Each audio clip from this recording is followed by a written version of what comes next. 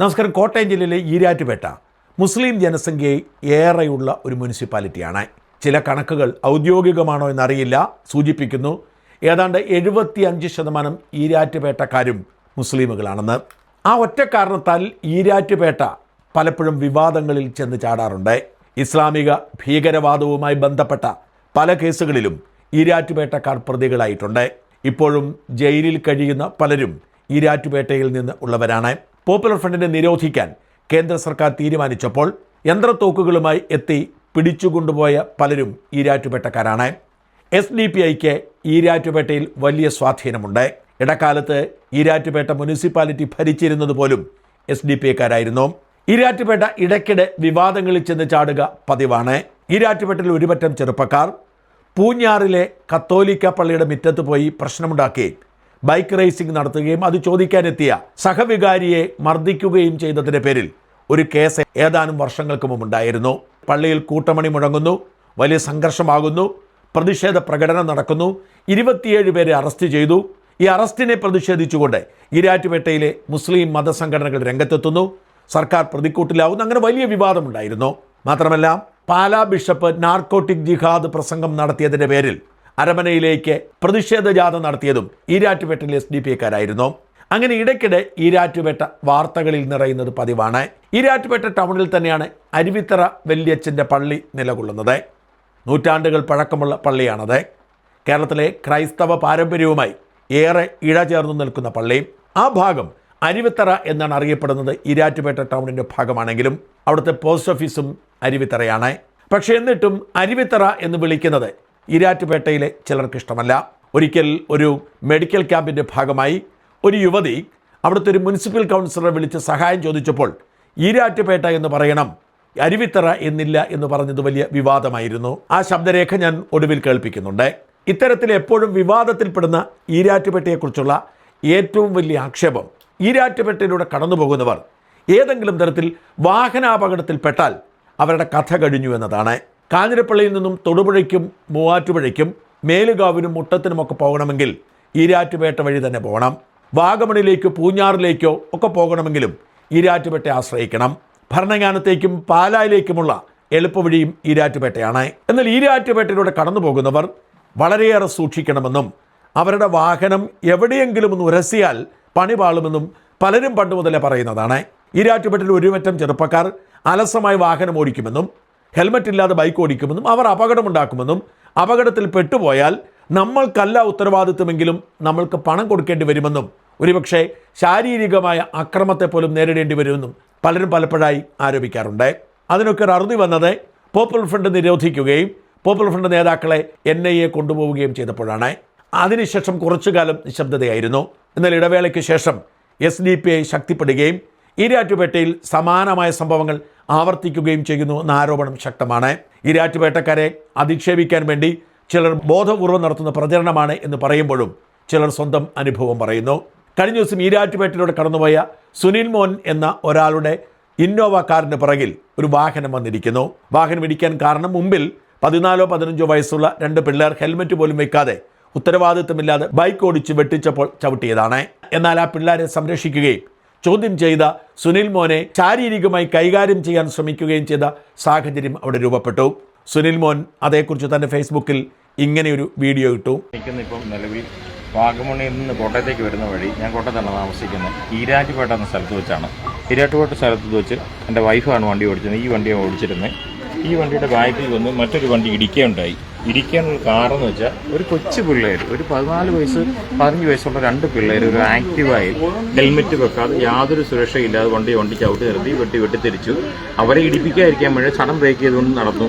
ആക്സിഡൻ്റായി വണ്ടി അവിടെ നിന്ന് എടുത്തുകൊണ്ട് പോയ ശേഷം നമുക്ക് യാതൊരു പരീക്ഷയും കിട്ടാത്ത രീതിയിൽ ഇവിടുത്തെ ലോക്കൽ ആൾക്കാർ വന്നിട്ട് ഏതോ ഒരു, ഞാൻ പറഞ്ഞാലത് ക്ഷമിക്കണം എന്നോട്, മതവിഭാഗത്തിൻ്റെ പേര് പറഞ്ഞ് താക്കോൽ ഊരാൻ പാടില്ല. ഞാൻ അവരോട് പറഞ്ഞൊരു കാര്യമേ ഉള്ളൂ, കാരണം പോലീസ് വരട്ടെ, സ്റ്റേഷനിൽ നിന്ന് പോലെ ഈരാറ്റുപേട്ട സ്റ്റേഷനിൽ പോലീസ് വരട്ടെ, പോലീസ് വന്നിട്ട് വണ്ടി എടുക്കുക എന്നാണ് ഞാൻ പറഞ്ഞത്. പക്ഷെങ്കിൽ അവരതൊന്നുമല്ല ശ്രദ്ധിക്കുന്നത്. അവരെ സംബന്ധിച്ച് നോക്കിയാൽ നീ ആരാടാ എൻ്റെ ഫോട്ടോ എടുക്കുക, നീ ആരാ വീഡിയോ എടുക്കുക, ആ ഒരു ആർജവും തൻ്റെ ഇടവും. കാരണം നമുക്ക് പരീക്ഷ എന്ന് പറഞ്ഞാൽ പോലീസിൽ മാത്രമേ ഉള്ളൂ. ഈ പോലീസ് വരണ്ടേ? നമ്മൾ ഇയാളെ ഈ പിള്ളേർ ഓടിച്ചുകൊണ്ട് പോയ വണ്ടി ഉണ്ടെങ്കിൽ മാത്രമേ എൻ്റെ വണ്ടിയുടെ ഫ്രണ്ടിലും ബാക്കിലും റെക്കോർഡിംഗ് ക്യാമറ ഉണ്ട്. അത് തെളിവായിട്ട് ആളെ കൊടുക്കുകയാണെങ്കിൽ എന്ത് മാർഗം എന്ന് വെച്ചാൽ ഈ തെളിവ് ഇതേ ഉള്ളൂ. കാരണം എനിക്കൊരു നുണ പറയാൻ പറ്റില്ല. കാരണം അത് തെളിയിക്കണമെങ്കിൽ കുഞ്ഞുങ്ങളോട് നിൽക്കണം. അപ്പോൾ അവരുടെ വണ്ടിയുടെ താക്കോൽ ഞാൻ ഊരി വെച്ചെന്നുള്ള കാര്യം ശരിയാണ്. എന്നെ തല്ലിയില്ലെന്നല്ലാതെ ബാക്കി എല്ലാ കാര്യം മോശമായിട്ട് ബിഹേവ് ചെയ്ത് വളരെ നമുക്ക് സഹിക്കാൻ പറ്റാത്ത മോശ വാക്കുകൾ പറഞ്ഞു. അതുപോലെ നമ്മൾ ഇറിറ്റേറ്റ് ചെയ്യുന്നില്ല. അത് കഴിഞ്ഞിട്ട് നമ്മൾ ഈ വന്ന് ഇത് മാറാൻ നോക്കുമ്പോൾ തന്നെ ഈ പിള്ളേരെ അവർ സേഫ് ആക്കാൻ വേണ്ടിയിട്ട് ഈ വണ്ടി പിടിക്കുന്നു, ഈ പിള്ളേരുടെ കാര്യങ്ങളെല്ലാം സേഫ് ആക്കാൻ വേണ്ടിയിട്ട് അവരുടെ കാര്യങ്ങൾ മാത്രം, അതായത് ഒരു തെറ്റ് കണ്ടു കഴിഞ്ഞാൽ എൻ്റെ ഭാഗത്ത് തെറ്റെങ്കിൽ എൻ്റെ തെറ്റ് പറഞ്ഞു തരണം, ആ പിള്ളേരെ തെറ്റാണ് പിള്ളേരെ തെറ്റ്, അത് ചോദിക്കാൻ പിള്ളേരെ ഒഴിവാക്കാൻ ശ്രമിക്കുകയാണ്. പിള്ളേരെ അവർ ഒഴിവാക്കി വിട്ടു.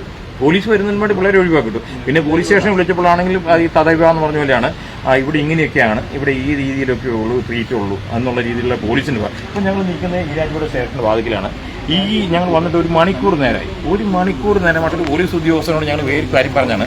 അവരെങ്ങനെ തർക്കപരിഹാരം നടത്താണെങ്കിൽ ഇടിക്കുന്നതിന് മുമ്പുള്ളവൻ്റെ അവർ വന്നിട്ടില്ല. ബാക്കിൽ ഇടിച്ച വണ്ടിക്കാരനുണ്ട്, അദ്ദേഹത്തോട് ക്ലൈം ചെയ്യാനേ പറ്റുള്ളൂ. അദ്ദേഹം അറിഞ്ഞുകൊണ്ടല്ലോ നമ്മൾ ഇടിപ്പിച്ചേക്കുന്നത്. അദ്ദേഹം ഒരു പാവത്താനാണ്, അദ്ദേഹത്തിന് ഒരു ഡിസ്റ്റൻസിൽ ഇത് ഇടിക്കാൻ പറ്റുള്ളൂ. കാരണം 20-25 കിലോമീറ്ററിനകത്ത് സ്പീഡിനകത്ത് വരുന്ന വണ്ടി സ്വാഭാവികമായിട്ടും സഡൻ ബ്രേക്ക് ചെയ്താൽ മറ്റേ വണ്ടി ഇടിച്ചു പോകും. നമ്മുടെ നാട്ടിലെ അവസ്ഥയാണ്, നമുക്കിതറിയാം. കാരണം വണ്ടി ഇടിപ്പിച്ചവനല്ലേ ഞാൻ കുറ്റം പറഞ്ഞത്. ഈ ഫ്രണ്ടിൽ വന്ന വണ്ടിക്കാരനെ പറ്റി കൃത്യമായിട്ട്, ഈ പിള്ളേരെ സെറ്റിനെ പറ്റി കൃത്യമായിട്ട് റെക്കോർഡ് ഉണ്ടായിട്ടും കൃത്യമായിട്ട് കാര്യങ്ങളുണ്ടായിട്ടും യാതൊരു രീതിയിലുള്ള പരിഗണനയോ യാതൊരു രീതിയിലുള്ള മര്യാദയും തരുന്നില്ല. ഞാൻ എന്ത് ചെയ്യണം?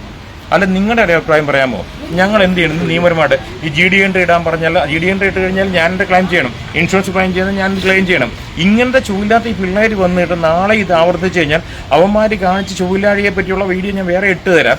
ഫേസ്ബുക്കിൽ ഇപ്പോൾ ലൈവ് ഇടാൻ പറ്റത്തില്ലാത്തതുകൊണ്ട് വിട്ട് തരാം. കാരണം അതിൻ്റെ ഫ്രണ്ടും ബാക്കും ക്യാമറ ഉണ്ട്. ആ പിള്ളേർ വന്നതും ഇടിക്കുന്നതും പിള്ളേർ വന്ന് നിൽക്കുന്നതും പിള്ളേർ പോകുന്നതും പിള്ളേരിന് ശേഷം വന്നതും ഇവരെന്നോട് മോശമായിട്ട് ബിഹേവ് ചെയ്യുന്നതെല്ലാം വീഡിയോ എൻ്റെ ഉണ്ട്. കാരണം ഇതൊക്കെ ന്യായീകരിക്കപ്പെടുന്നതാണോ? ഇത് നമ്മുടെ കേരളം തന്നെയാണോ? നമ്മൾ കേരളത്തിൽ എങ്ങോട്ടാണ് പോകുന്ന ചോദിക്കുന്ന മാർഗമുണ്ട്. ഇവിടെ മതസ്പർദ്ധയൊന്നും ഇല്ലെന്ന് പറഞ്ഞാൽ പോലും ചില ആൾക്കാരുടെ ഉള്ളിലൊക്കെ തന്നെ ഒരു കാര്യത്തെ 14-15 വയസ്സുള്ള പിള്ളേർ 2 വീലറിനകത്ത് ഹെൽമെറ്റ് ഇല്ലാതെ വണ്ടി വന്ന് റോങ് സൈഡിൽ ഓടിച്ച് വണ്ടി ആക്സിഡന്റ് ആയ ശേഷം അവരെ ഇടിപ്പിക്കാതിരിക്കാൻ ശ്രമിച്ചതിൻ്റെ അകത്ത് ആ പിള്ളേർ പോലീസ് വന്നിട്ട് പോട്ടെന്ന് പറഞ്ഞിട്ട് അതിനൊരു രീതിയിലുള്ള സഹായവും തരാതെയും ഞങ്ങളിപ്പോഴത്തെ ഈ സമയം വരെ ഞാനും എൻ്റെ ഫാമിലി, എൻ്റെ കുടുംബം മുഴുവൻ ഇവിടെ വഴി നിൽക്കുകയാണ്. ഇത് എങ്ങോട്ടാണ് പോകുന്നത്? നിങ്ങളുടെ അഭിപ്രായം പറയുക. ഇത് ഞങ്ങൾക്ക് എന്തെങ്കിലും സൊല്യൂഷൻ ഉണ്ടോ? ഞങ്ങൾക്ക് നന്മ കിട്ടുമോ? ഞങ്ങൾക്ക് നിയമം കിട്ടുമോ? നീതി കിട്ടുമോ എന്ന് നിങ്ങൾ പറയുക. ഇത് എനിക്ക് പറയാൻ പറ്റുള്ളൂ. Please comment. അപകടത്തിൻ്റെ ദൃശ്യങ്ങളൊക്കെ പുറത്തുവിടും എന്ന് സുനിൽ മോൻ പറഞ്ഞിട്ടുണ്ടെങ്കിലും വലിയ ഭീഷണി നേരിടുന്നു എന്നാണ് റിപ്പോർട്ട്. സുനിൽ മോന് നീതിക്ക് വേണ്ടി പോലീസ് സ്റ്റേഷൻ മുമ്പിൽ നിന്നത് മണിക്കൂറുകളാണ്. പക്ഷേ പോലീസുകാരുടെ സമീപനവും ഖേദകരമായിരുന്നു. നമ്മുടെ നാട്ടിലെ ഒരു നഗരത്തിൽ ഇങ്ങനെ നോമേൻ ലാൻഡ് ഉണ്ടാവുന്നത് അങ്ങേയറ്റം ഖേദകരമാണ്. ഈരാറ്റുപേട്ട ഇന്ത്യയുടെ ഭാഗമാണ്, കേരളത്തിൻ്റെ ഭാഗമാണ്. ഈരാറ്റുപേട്ടയിലൂടെ കടന്നുപോയാൽ കൈകാര്യം ചെയ്യും എന്ന സാഹചര്യം ഒഴിവാക്കേണ്ടതാണ്. ആ ഈരാറ്റുപേട്ട നഗരത്തിൽ തോക്കിൻ്റെയും നാക്കിൻ്റെയും ബലത്തിൽ മാത്രം ജീവിച്ചിരിക്കുന്ന PC ജോർജിനെയും മകൻ ഷോൺ ജോർജിനെയും ഈ അവസരത്തിൽ ഓർക്കാതിരിക്കാൻ നിവൃത്തിയില്ല.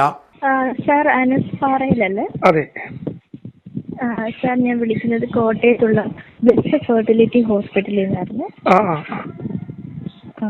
സാർ, ഞാൻ വിളിച്ചതെന്നു വെച്ചാൽ ഈ ഡിസംബർ 12-ാം തീയതി അരിവിത്രയിലുള്ള ഫിസ്കോ ലാബിൽ വെച്ചിട്ട് ഞങ്ങളൊരു വന്ധ്യത ഫ്രീ ക്യാമ്പ് നടത്തുന്നുണ്ട്. അരുവിത്ര ലാബുണ്ടോ? കിസ്കോ?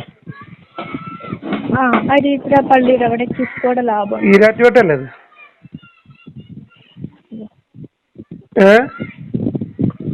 ഈരാറ്റുപേട്ടാണ് അരുവിത്രയാണെന്ന് പറഞ്ഞാൽ ഞാൻ എവിടെയാന്ന് പറഞ്ഞാൽ റെഡിയാവും. ഹലോ ഹലോ ഹലോ, എവിടെയാ? ഈരാറ്റുപേട്ടയിലാണോ അരുവിത്രയിലാണോ? അരിവിത്ര പള്ളിയുടെ അവിടെ. ഈരാറ്റുപേട്ട സ്ഥലമില്ലേ? ഈരാറ്റുപേട്ടയിലുണ്ടെന്നാണ് എനിക്ക് തോന്നുന്നത്. ഞങ്ങളിപ്പോ ക്യാമ്പ് വെച്ചിരിക്കുന്ന ഈ അരുവിത്രയിലുള്ള കിസ്കോ ലാബിൽ വെച്ച്. അരുവിത്ര എന്ന് പറയുന്ന സ്ഥലമുണ്ടോ? ഇല്ലോ.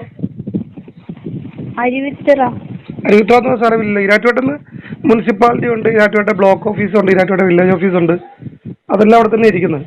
അരുവിത്ര എന്ന് പറയുന്ന സ്ഥലമുണ്ടോ? ഈരാറ്റുപേട്ട തന്നെ ആയിരിക്കും ഉദ്ദേശിച്ചിരിക്കുന്നത്. കാരണം ഞങ്ങളിപ്പോ മോസ്റ്റ്ലി അരുവിത്ര എന്നാണ് പറയുന്നത്. അങ്ങനെ പറയാൻ പാടില്ലല്ലോ. ഒരു നാമം, ഒരു കോട്ടയത്തുള്ള പ്രസ്ഥാനത്ത് കോട്ടയം എന്നല്ല അവർ പറയുന്നത്, നാഗമ്പടം എന്നല്ല പറയുന്നത്. കോട്ടയം നാഗമ്പടം. ഈരാറ്റുപേട്ട അരുവിത്ര എന്ന് പറയുന്ന സ്ഥലമുണ്ട്. ഓക്കെ. ഈരാറ്റുപേട്ട സ്ഥിതി ചെയ്യുന്ന ചെറിയൊരു ഭാഗമാണ് അരുവിത്ര പള്ളി ഭാഗം. നമ്മളത് സമ്മതിച്ചു. ഈ ഒരു സ്ഥാപനത്തിന് വരെ ഈ അരുവിത്ര എന്ന് പറഞ്ഞ വരികയല്ലോ. ഇത് ഞാൻ പറഞ്ഞപ്പോ സ്ഥലം അങ്ങനെ അല്ലല്ല, അത് പേട്ടക്കാരെ പരിചയപ്പെടുത്തുമ്പോ ഈരാറ്റുപേട്ട എന്ന് വേണം പരിചയപ്പെടുത്താൻ. വെളിയിലാണേലും നാമം എവിടെയാണോ അവിടെയാണ് അതിന്റെ ഇത്. അരുവിത്ര എന്ന് പറയുന്ന സ്ഥലമില്ല, സ്ഥലനാമം ഈരാറ്റുപേട്ട എന്നുള്ളതാണ്. അത് ഞാൻ ഈരാറ്റുപേട്ട മുനിസിപ്പൽ കൗൺസിലറാണ്. അപ്പൊ ഞങ്ങളോടൊന്ന് ഒരിക്കലും അത് സംഭവം ചെയ്യുമ്പോൾ ഈരാറ്റുപേട്ട ബോർഡ് നെയിം ബോർഡ് വെച്ചാലേ ലൈസൻസ് കിട്ടുള്ളൂ. അറിയത്തില്ലേ? ബാക്കി പറഞ്ഞു. അപ്പം ഞങ്ങൾ ഈ 12 തീയതി ക്യാമ്പ് നടത്തുന്നുണ്ട്. ഒരു ഫ്രീ ക്യാമ്പാണ്. രാവിലെ 11 മണി മുതൽ 4 മണി വരെ. അപ്പം സാറിന്റെ വാർഡില് കുട്ടികളില്ലാത്ത ദമ്പതിമാരൊക്കെ ഉണ്ടെങ്കിൽ അവരിൽ ഇതൊന്ന് പാസ് ചെയ്യുമെന്ന് ചോദിക്കാൻ വേണ്ടിയിട്ടായിരുന്നു വിളിച്ചത്. ഈ ഒരു ഇൻഫർമേഷൻ ഒന്ന്. സാറിന്റെ ഇത് വാട്സപ്പ് നമ്പറാണോ?